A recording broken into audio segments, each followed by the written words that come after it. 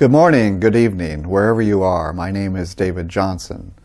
I'll be leading you in the Precepts and Refuges and the Dhammapada verses today. If you need a copy of what I'm reading from, please go to our website at dhammasukha.org. So let's get started. Please sit with your back straight and calm your mind. Now repeat after me. I now take refuge in the Buddha. I now take refuge in the Dhamma. I now take refuge in the Sangha. For the second time, I take refuge in the Buddha. For the second time, I take refuge in the Dhamma. For the second time, I take refuge in the Sangha. For the third time, I take refuge in the Buddha. For the third time, I take refuge in the Dhamma.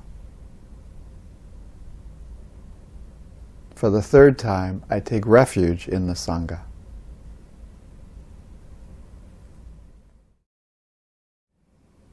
So let's take our daily precepts. Please clear your mind and pay close attention, then repeat after me. I undertake to keep the precept to abstain from killing or harming living beings on purpose.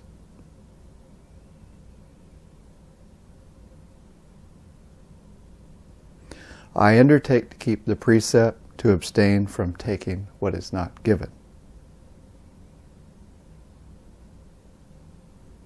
I undertake to keep the precept to abstain from any wrong sexual activity. I undertake to keep the precept to abstain from telling lies and harsh speech. I undertake to keep the precept to abstain from taking drugs and alcohol. I undertake to keep the precept to be loving and kind to myself and all beings. Now you have taken the 3 refuges and the precepts, and these lead to happiness and peace. Sadhu, sadhu, sadhu. Now let us read the verses of the Dhammapada together. Mind is the forerunner of all evil states. Mind is chief. Mind-made are they. If one speaks or acts with an unwholesome mind, because of that, suffering follows one, even as the wheel follows the hoof of the draft ox. Mind is the forerunner of all good states.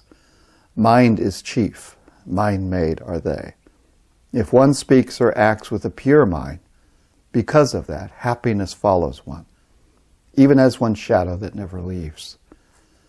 He abused me, he beat me, he defeated me, he robbed me.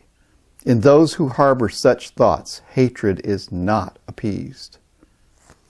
He abused me, he beat me, he defeated me, he robbed me. In those who do not harbor such thoughts, hatred is appeased. Hatred is never overcome by hatred in this world. Hatred is only overcome by love. This is an eternal law.